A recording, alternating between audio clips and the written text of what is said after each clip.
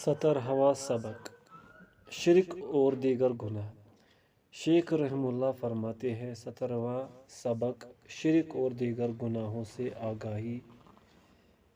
شرک اور مختلف قسم کے گناہوں سے بچنا اور ان سے متنبع و آگاہ رہنا۔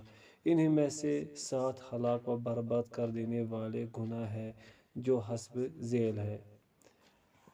پوائنٹ فرسٹ، اللہ کے ساتھ شرک۔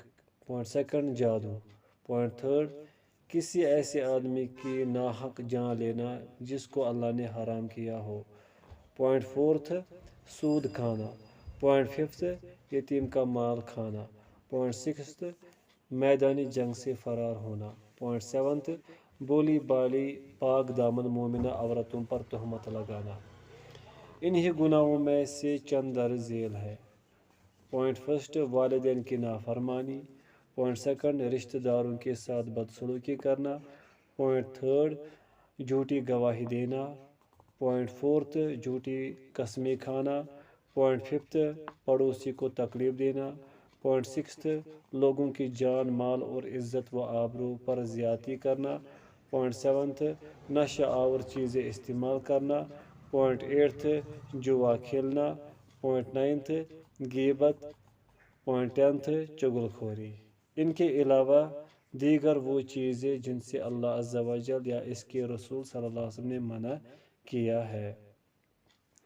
شرح: جب شیخ رحمہ اللہ اسلامی اخلاق اور آداب سے متعلق سابقہ دروس اور ان کی اہمیت کے بیان سے فارغ ہوئے تو پھر یہ درس قائم کیا جس میں کبیرہ گناہوں سے آگاہ اور منع کیا گیا ہے۔ پس سابقہ دروس اخلاقیات کو اپنانے کے بارے میں ہے اور یہ درس بری اخلاق کو ترک کرنے کے بارے میں ہے۔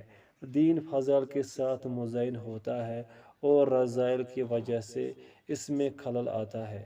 سب سے بڑی فضیلت اور نیکی اللہ تعالیٰ کی توحید ہے اور سب سے بڑی برائی اور ہلاک کرنے والی چیز اللہ تعالیٰ کے ساتھ شرک کا ارتکاب کرنا ہے۔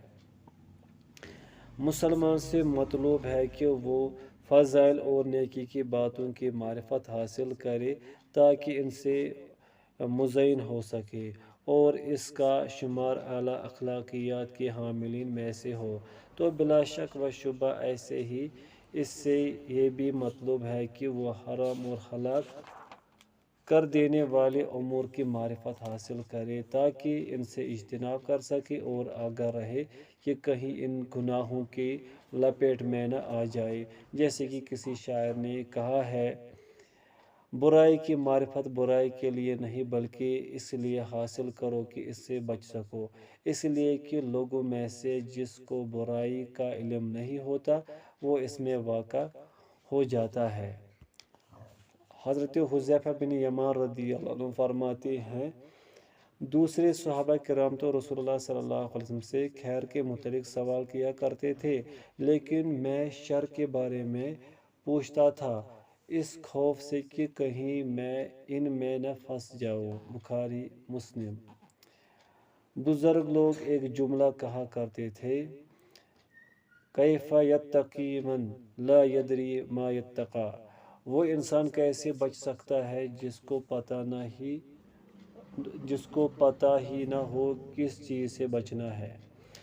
مطلب یہ ہے کہ وہ انسان حرام چیزوں اور برے کاموں سے کیسے بچ سکتا ہے جس کو برائی کا اور اس کے خطرات کا پتہ ہی نہ ہو اور نہ ہی اس کو ان سزاؤں کا علم ہو جو شریعت مطہرہ میں ان برے کام کرنے والوں کے لیے وارد ہوئی ہے۔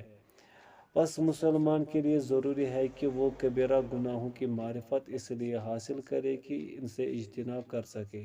علماء کرام رحمہم اللہ نے کبیرہ گناہوں کے متعلق مخصوص کتابیں تحریر کی ہیں جن میں کبیرہ گناہوں کو شمار کیا گیا ہے اور ہر کبیرہ گناہ کے ساتھ کتاب و سنت سے اس کے دلائل بھی ذکر کیے ہیں۔ اس سلسلے کی سب سے بہترین کتاب امام ذہبی رحمہ اللہ کی الکبائر ہے۔ یہ اپنے موضوع پر بہت ہی عظیم الشان اور فائدہ مند کتاب ہے جس میں کبیرہ گناہوں سے آگاہ کیا گیا ہے اور ان کے خطرات بیان کیے گئے ہیں۔ خلاصہ کلام: مسلمان کو چاہیے کہ وہ ان کبیرہ اور ہلاکت خیز گناہوں کی معرفت حاصل کرے اور ان کے خطرات سے آگاہ رہے اور ان کے بارے میں وارد شرعی سزاؤں سے آگاہ رہے، تاکہ خود بھی ان سے بچ کر رہے اور دوسروں کو بھی ان سے ڈرائے۔ یہ حقیقت میں نیکی اور بلائی کے کام میں باہمی تعاون اور امر بالمعروف اور نہی عن المنکر ہے۔ نصوص شریعت کی روشنی میں گناہوں کی دو اقسام ہیں، صغیرہ اور کبیرہ۔ اللہ تعالیٰ کا فرمان گرامی ہے، وَكُلُّ شَيْءٍ فَعَلُوهُ فِي الزُّبُرِ وَكُلُّ صَغِيرٍ وَكَبِيرٍ مُسْتَطَرٍ، اور انہوں نے جو کچھ کیا سب کتابوں میں ہے اور ہر چھوٹی بڑی چیز لکھی ہوئی ہے۔ اور اللہ تعالیٰ کا فرمان گرامی ہے، تَجْتَنِبُوا كَبَائِرَ مَا تُنْہَوْنَ عَنْهُ نُكَفِّرْ عَنْكُمْ سَيِّئَاتِكُمْ وَنُدْخِلْكُمْ مُدْخَلًا كَرِيمًا۔ اگر تم کبیرہ گناہوں سے بچ کر رہو جن کی تمہیں ممانعت ہے تو تمہارے چھوٹے گناہ ہم بخش دیں گے اور تمہیں عزت کی جگہ داخل کریں گے۔ اور اللہ تعالیٰ کا فرمان گرامی ہے، وَلَكِنَّ اللَّهَ حَبَّبَ إِلَيْكُمُ الْإِيمَانَ وَزَيَّنَهُ فِي قُلُوبِكُمْ وَكَرَّهَ إِلَيْكُمُ الْكُفْرَ وَالْفُسُوقَ وَالْعِصْيَانَ۔ اللہ نے تمہیں ایمان پیارا کر دیا ہے اور اسے تمہارے دلوں میں آراستہ کر دیا، اور کفر اور حکم عدولی اور نافرمانی تمہیں ناگواری کر دی۔ اس آیت کریمہ میں اللہ تعالیٰ کی ناپسندیدہ معاصی گناہوں کو تین اقسام میں تقسیم کیا گیا ہے۔ پوائنٹ فرسٹ، کفر، جس کی وجہ سے ملت اسلام سے خارج ہونا لازم آتا ہے۔ پوائنٹ سیکنڈ، فسق، کبیرہ گناہ۔ پوائنٹ تھرڈ، عصیان، نافرمانی یعنی کبیرہ گناہ۔ قرآن کریم میں وارد دعا میں یوں آیا ہے، ربنا فاغفر لنا ذنوبنا وکفر عنا سیئاتنا۔ اے رب، تو ہمارے گناہ بخش دے اور ہماری برائیاں ختم فرما دے۔ پس یہاں پر گناہ اور برائیاں دو چیزیں ذکر کی گئی ہیں۔ گناہوں سے مراد کبیرہ گناہ ہے اور برائیوں سے مراد صغیرہ گناہ ہے۔ ان معانی میں بہت سارے نصوص وارد ہوئی ہیں۔ اس میں کوئی شک نہیں کہ مسلمان کو صغیرہ اور کبیرہ گناہوں اور گناہوں کے صغیرہ اور کبیرہ میں تقسیم ہونے کی معرفت ہونی چاہیے، اور اسے کبیرہ گناہوں کی خطرات کا بھی علم ہو، اور یہ کہ بے شک نیکی کے کام کرنے سے صغیرہ گناہ ختم ہو جاتے ہیں، خصوصاً بڑی بڑی عبادات سے۔ مثال کے طور پر رسول اللہ صلی اللہ علیہ وسلم کا فرمان گرامی ہے، ترجمہ: 5 نمازیں اور جمعہ سے جمعہ تک اپنے درمیانی اوقات میں سرزد ہونے والے گناہوں کے لیے کفارہ ہیں، جب تک کبائر کا ارتکاب نہ کرے۔ صحیح مسلم۔ اسی لیے دعا میں یوں آیا ہے، وَكَفِّرْ عَنَّا سَيِّئَاتِنَا، اور ہماری برائیاں ختم فرما دے، یعنی ان نیکیوں کی وجہ سے جن کی اللہ تعالیٰ بندی کو توفیق عنایت کر دے۔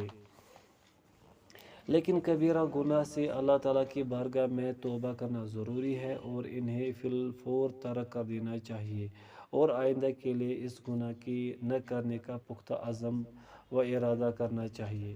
شیخ رحمۃ اللہ نے اس سبق میں اجمالی طور پر کبیرہ گناہوں کی طرف اشارہ کیا ہے اور ذکر کردہ گناہوں سے ان پر بھی تنبیہ کر دی ہے جن کا ذکر نہیں کیا گیا، اور یہ کہ اس مختصر سے کتابچہ میں ان میں سے بعض کبیرہ گناہوں کا ذکر ہی کافی ہے۔ اس میں مسلمان کو متنبہ کیا گیا ہے کہ وہ اہم ترین دروس جن کی معرفت کی مسلمان کو ضرورت ہوتی ہے، اور یہ کہ وہ ان کبیرہ اور ہلاک خیز گناہوں کی معرفت حاصل کرے اور ان سے بچ کر رہے۔ لوگوں میں یہ عادت چلتی آ رہی ہے کہ وہ ان امور کا خاص خیال کرتے ہیں جو ان کے اجسام کے لیے مضر ہوں، اور ان چیزوں کے متعلق پوچھ گچھ بھی کرتے رہتے ہیں تاکہ ان سے بچ سکے۔ حتیٰ کہ بعض لوگ اس سلسلے میں بہت سخت اہتمام کرتے ہیں اور بہت ساری پاکیزہ چیزوں کو اپنی عافیت بدن اور صحت کی سلامتی کی خاطر ترک کر دیتے ہیں۔ آپ مشاہدہ کر سکتے ہیں کہ وہ بہت ساری پاکیزہ چیزوں سے اجتناب کرتے ہیں، نہ ہی کھاتے پیتے ہیں اور نہ ہی ان کے قریب جاتے ہیں تاکہ ان کی صحت اور بدن محفوظ رہے۔ ایسے ہی اللہ کے حکم سے گناہوں سے دوری میں بدن کی حفاظت ہے۔ ایسا بدن بروز قیامت جہنم کی آگ میں داخل نہیں ہوگا۔ بس ان لوگوں پر تعجب ہوتا ہے جو بہت ساری پاکیزہ چیزوں سے ان کے نقصان سے بچنے کے لیے تو پرہیز کرتے ہیں، مگر وہ اللہ تعالیٰ سے ملاقات کے دن اس کے خوف اور پکڑ کے ڈر سے گناہ کیوں ترک نہیں کرتے۔ اپنی ذات کا خیر خواہ انسان اس سلسلے میں بہت ہی اہتمام کرتا ہے اور وہ کبیرہ گناہوں سے متعلق پوچھتا رہتا ہے اور ان کی معرفت حاصل کرنے کا بڑا حریص ہوتا ہے تاکہ وہ خود بھی ان سے بچ سکے اور دوسروں کو بھی آگاہ کر سکے۔ اس سلسلے میں بہت زیادہ نصیحت کیا کرتا ہوں کہ امام ذہبی رحمۃ اللہ کی کتاب الکبائر کا اہتمام کیا جائے، اور یہ بھی میری نصیحت رہی ہے کہ اپنے اہل خانہ، اولاد اور قریبی رشتہ داروں کو یہ کتاب بطور تحفہ پیش کی جائے۔ یہ دعوت ہمارے اس زمانے میں خاص اہتمام اور توجہ کی محتاج ہے جب کبیرہ گناہ کا ارتکاب بہت زیادہ ہو گیا ہے، خصوصاً انٹرنیٹ اور ٹی وی ذرائع سے۔ اس میں کوئی شک نہیں کہ مسلمان نوجوان لڑکے اور لڑکیاں روزانہ انٹرنیٹ اور ٹی وی استعمال کرتے ہیں۔ بس یہ ضرورت بھی بہت بڑھ گئی ہے کہ وہ کبیرہ گناہوں کو پہچانے اور ان کے خطرات سے آگاہ رہے تاکہ وہ ان سے بچ سکے، اور یہ سب کچھ اللہ تعالیٰ کے حکم سے شرعی علم کی روشنی میں ہی ممکن ہے، کیونکہ اکثر لوگوں میں ان گناہوں کے ارتکاب کا سبب فراغت وقت، جہالت اور طلب علم اور اللہ تعالیٰ کے دین سے ناآشنائی ہے۔ شیخ رحمۃ اللہ علیہ فرماتے ہیں، گناہوں سے بچنا اور ان سے آگاہ کرنا یعنی انسان خود بھی ان سے اجتناب کرے اور دوسروں کو بھی ان سے آگاہ کرے تاکہ وہ بھی اجتناب کر سکے۔ شرک اور مختلف قسم کے گناہ انہی میں سے 7 ہلاک و برباد کر دینے والے گناہ ہیں۔ ان 7 گناہوں کا ذکر ایک ہی حدیث میں آیا ہے جسے امام بخاری اور امام مسلم رحمہم اللہ نے روایت ہے۔ رسول اللہ صلی اللہ علیہ وسلم نے فرمایا، ترجمہ: 7 ہلاکت میں ڈال دینے والی چیزوں سے بچو۔ عرض کیا گیا، اے اللہ کے رسول صلی اللہ علیہ وسلم، وہ 7 ہلاک کرنے والی چیزیں کون سی ہیں؟ آپ صلی اللہ علیہ وسلم نے فرمایا، پوائنٹ فرسٹ، اللہ کے ساتھ شریک کرنا، پوائنٹ سیکنڈ، جادو، پوائنٹ تھرڈ، کسی ایسے آدمی کی ناحق جان لینا جس کو اللہ نے حرام کیا ہو، پوائنٹ فورتھ، سود کھانا، پوائنٹ ففتھ، یتیم کا مال کھانا، پوائنٹ سکستھ، میدان جنگ سے فرار ہونا، پوائنٹ سیونتھ، بولی بالی پاک دامن مومنہ عورتوں پر تہمت لگانا۔ اجتنبوا کا معنی ہے ان سے بچ کر اور دور رہو، اور ان سے بالکل علیحدہ اور دور رہو، کہیں ان کا ارتکاب نہ کر بیٹھو، جیسے کہ حضرت ابراہیم خلیل علیہ السلام نے فرمایا تھا، وَجُنُوبُنِي وَبَنِيَّ أَن نَعْبُدَ الْأَصْنَامَ، اور مجھے اور میرے بیٹوں کو بتوں کے پوجنے سے بچا کر رکھ، یعنی مجھے اور میری اولاد کو بتوں اور ان کی عبادت سے بہت دور رکھ۔ بس اس لیے مسلمان پر واجب ہوتا ہے کہ وہ کبیرہ گناہوں سے بچ کر اور بہت دور رہے اور ان اسباب سے بچ کر رہے جو ان کا سبب بنتے ہیں یا کبیرہ گناہوں تاکہ رسائی کا وسیلہ بنتے ہیں۔ اسی لیے جب اللہ تعالیٰ نے کبیرہ گناہوں سے بچ کر رہنے اور ان کے قریب پھٹکنے سے بھی منع کیا تو فرمایا، اگر تم کبیرہ گناہوں سے بچتے رہو جن کی تمہیں ممانعت ہے، اور ارشاد فرمایا، وَلَا تَقْرَبُوا الزِّنَا، اور بدکاری کے پاس بھی نہ جاؤ۔ کبیرہ گناہوں کو ہلاکت خیز کہا گیا ہے اس لیے کہ یہ گناہ اپنے مرتکب کو دنیا اور آخرت میں ہلاکت سے دوچار کر دیتے ہیں۔ دنیا میں تو ان کی سزائیں ہیں اور کبیرہ گناہ کے مرتکب کے لیے برا انجام ہے، جب کہ آخرت میں وہ سخت ترین سزائیں ہیں جو اللہ تعالیٰ نے ان گناہوں کے مرتکب افراد کے لیے قیامت کے دن میں تیار کر رکھی ہے۔ فرمایا 7 ہلاکت خیز گناہ۔ اس جملہ میں اس معاملہ کا خوب اہتمام کیا گیا ہے، اسی لیے شروع میں بتایا کہ ایسے گناہ 7 ہیں۔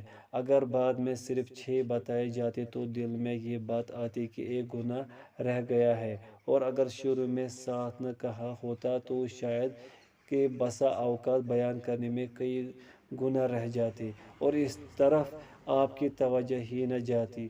تو اس حدیث کے شروع میں عدد کے ذکر کرنے کا یہی فائدہ ہے، بلکہ بہت ساری احادیث میں ایسے ہی ہے جس سے علم کے ضبط اور اتقان میں مدد ملتی ہے۔ پھر یہ کہ کبیرہ گناہ صرف اس عدد میں محصور نہیں ہے، بلکہ دوسرے احادیث میں ایسی نصوص ہے جن میں دوسرے گناہوں کو بھی کبیرہ شمار کیا گیا ہے۔ مثال کے طور پر حدیث نبوی ہے، رسول اللہ صلی اللہ علیہ وسلم نے فرمایا، کیا میں تمہیں گناہوں میں سب سے بڑے گناہ سے آگاہ نہ کروں؟ صحابہ نے عرض کی، ضرور یا رسول اللہ۔ تو آپ نے فرمایا، اللہ کے ساتھ کسی کو شریک ٹھہرانا اور والدین کی نافرمانی کرنا اور جھوٹی گواہی دینا۔ بخاری و مسلم۔ والدین کی نافرمانی اور جھوٹی گواہی ان 7 گناہوں میں سے نہیں ہے جن کا تذکرہ پہلے حدیث میں ہوا، لیکن رسول اللہ صلی اللہ علیہ وسلم کی احادیث کی نصوص کی روشنی میں یہ بھی کبیرہ گناہ ہے۔ پس ان کبیرہ گناہوں کی تعداد 7 سے بہت زیادہ ہے، بلکہ حضرت ابن عباس رضی اللہ عنہما سے مروی حدیث کی روشنی میں ان کی تعداد 70 کے قریب ہے۔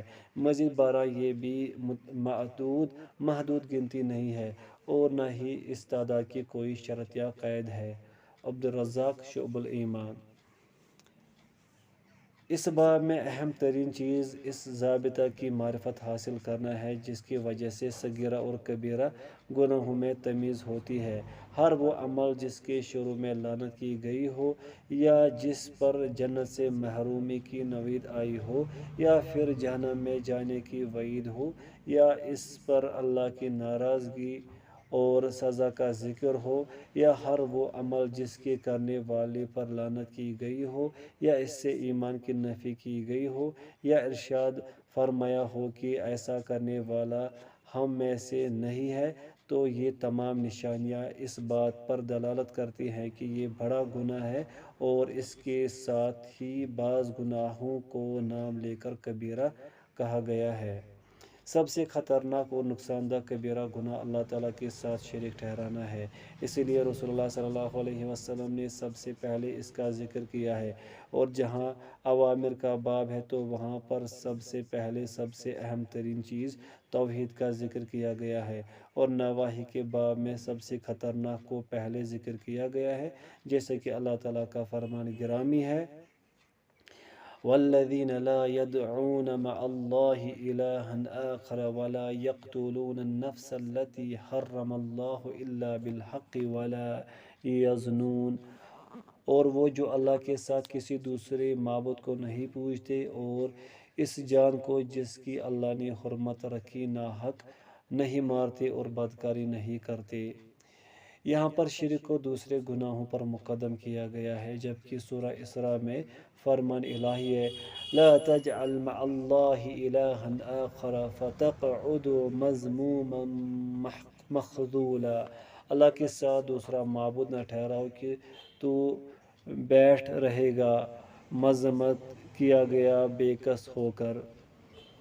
پھر اس کے بعد جملہ اوامر و نواہی کا ذکر کیا، لیکن ان سب سے پہلے شرک سے ممانعت کا ذکر کیا ہے۔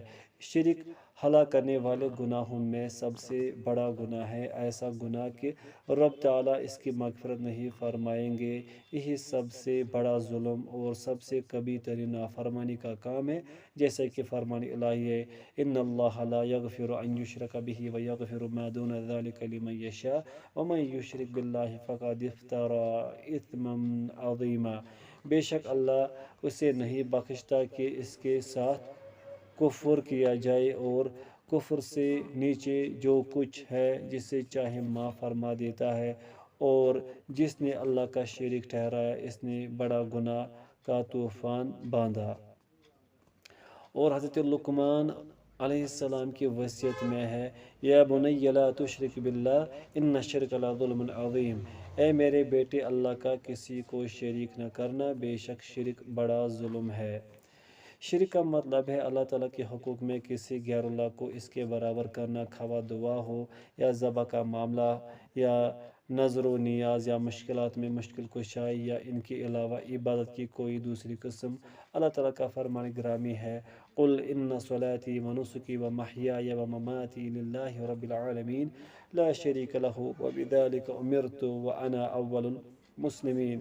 آپ فرما دے، بے شک میری نماز اور میری قربانیاں اور میرا جینا اور میرا مرنا سب اللہ کے لیے ہے، جو رب سارے جہاں کا، اس کا کوئی شریک نہیں۔ مجھے یہی حکم ہوا ہے اور میں سب سے پہلا مسلمان ہوں۔ یہی وجہ ہے کہ بروز قیامت جب مشرکین جہنم میں داخل ہوں گے تو وہ کہیں گے، تاللہ ان کننا لفی ضلال مبین اذ نسویکم برب العالمین۔ اللہ کی قسم، بے شک ہم کھلی گمراہی میں تھے جبکہ انہیں رب العالمین کے برابر ٹھہراتے تھے۔ پس جس کسی نے غیر اللہ کو اللہ تعالیٰ کے حقوق میں اس کے برابر ٹھہرایا، وہ مشرکین میں سے ہو گیا اور وہ سب سے بڑا ظالم بن گیا، جس نے سب سے بڑے گناہ اور عظیم ترین ظلم اور ہلاک کر دینے والے عمل کا ارتکاب کیا۔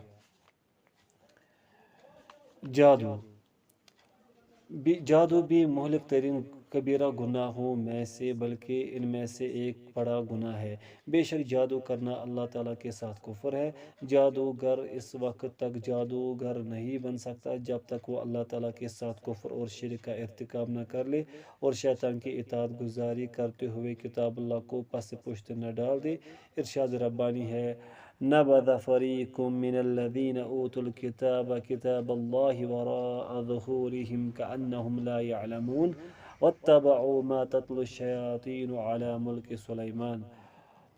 تو کتاب والوں سے ایک گروہ نے اللہ کی کتاب پیٹھ پیچھے پھینک دی، گویا وہ کچھ علم ہی نہیں رکھتے، اور اس کے پیرو ہوئے جو شیطان پڑھا کرتے تھے سلطنت سلیمان کے زمانے میں۔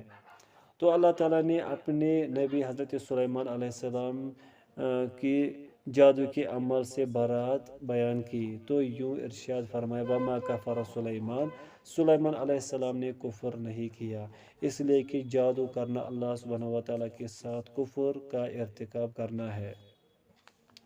جادو ان طلاسم، تعویذ، گنڈو اور دم و منتر کو کہا جاتا ہے جو جادو کیے گئے انسان کے دل، بدن اور مال پر اثر انداز ہوتے ہیں۔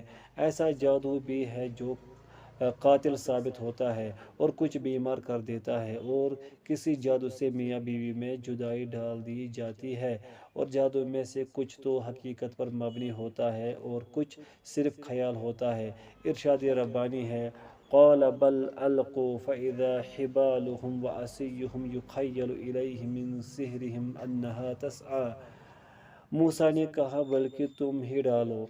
جبھی ان کی رسیاں اور لاٹھیاں ان کے جادو کے زور سے ان کے خیال میں دوڑتی معلوم ہوئی، اور اس جادو کیے گئے انسان پر حقیقی تاثیر ہوتی ہے، جیسے موت، مرض یا میاں بیوی میں جدائی، یا اس کے علاوہ کسی بھی صورت میں، جیسا کہ فرمان الہی ہے، فَيَتَعَلَّمُونَ مِنْهُمَا مَا يُفَرِّقُونَ بِهِ بَيْنَ الْمَرْءِ وَزَوْجِهِ۔ پھر لوگ ان سے وہ سیکھتے جس سے خاوند و بیوی میں جدائی ڈال دے۔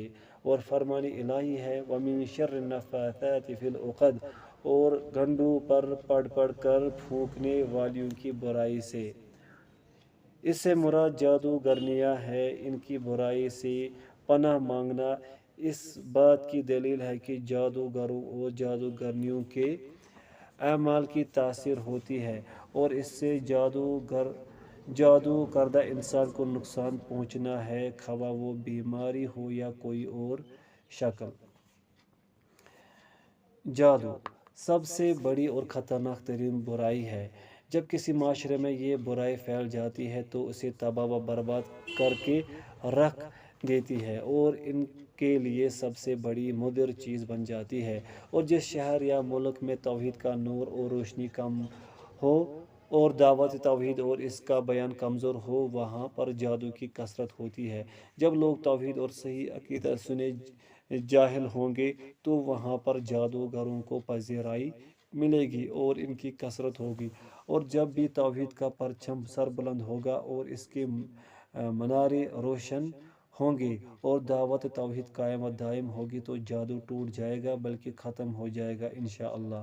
اس لیے لوگوں کو توحید کے بیان اور وضاحت، استدلال کی اور اس کی ضد یعنی شرک سے لوگوں کو خبردار کرنے کی بہت زیادہ ضرورت ہے۔ شیخ رحمۃ اللہ فرماتے ہیں، اور کسی ایسے نفس کی ناحق جان لینا جس کو اللہ نے حرام کیا ہو، فرمان الہی ہے والذین لا يدعون مع اللہ الہا آخر ولا يقتلون النفس التي حرم اللہ الا بالحق، اور وہ جو اللہ کے ساتھ کسی اور معبود کو نہیں پکارتے اور جن جاندار کو مار ڈالنا اللہ نے حرام کیا ہے اس کو قتل نہیں کرتے مگر جائز طریق پر۔ اور فرمان الہی ہے وَمَن يَقْتُلْ مُؤْمِنًا مُتَعَمِّدًا فَجَزَاؤُهُ جَهَنَّمُ، اور جو شخص مسلمان کو قصداً مار ڈالے گا تو اس کی سزا دوزخ ہے۔ یہ اس بات کی دلیل ہے کہ کسی معصوم جان کو بلا وجہ قتل کرنا بہت بڑا اور انتہائی خطرناک کبیرہ گناہ ہے۔ بہت ساری احادیث مبارکہ میں اس کبیرہ گناہ کے خطرہ اور برائی کا بیان وارد ہوا ہے، اور یہ کہ انسان اس وقت تک وسعت اور خوشحالی میں رہتا ہے جب تک وہ حرام خون نہ بہائے، اور جب بھی انسان حرام خون بہاتا ہے یعنی کسی بے گناہ شخص کو جان بوجھ کر بلا وجہ قتل کرتا ہے تو مقتول بروز قیامت اس پر مدعی ہوگا، اور اس کے ساتھ ہی مقتول کے وارثوں کو بھی حق حاصل ہے۔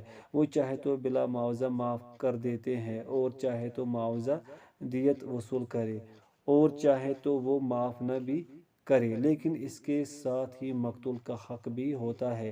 مقتول تو چلا گیا، اب وہ اس دنیا میں باقی نہیں رہا، اب قیامت والے دن قصاص کے علاوہ کوئی چیز باقی نہیں بچے گی۔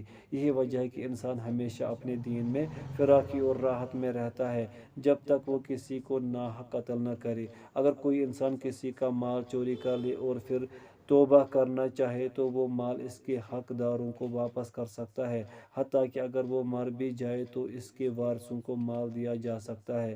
گناہوں میں سے کوئی بھی گناہ ہو، گناہ گار انسان اس سے اللہ کے حکم سے نجات حاصل کر سکتا ہے سوائے قتل کے، کیونکہ اس میں حق دار کی روح تو قاتل کے ہاتھوں چلی گئی، اب بروز قیامت قصاص کے علاوہ کچھ بھی باقی نہیں بچا۔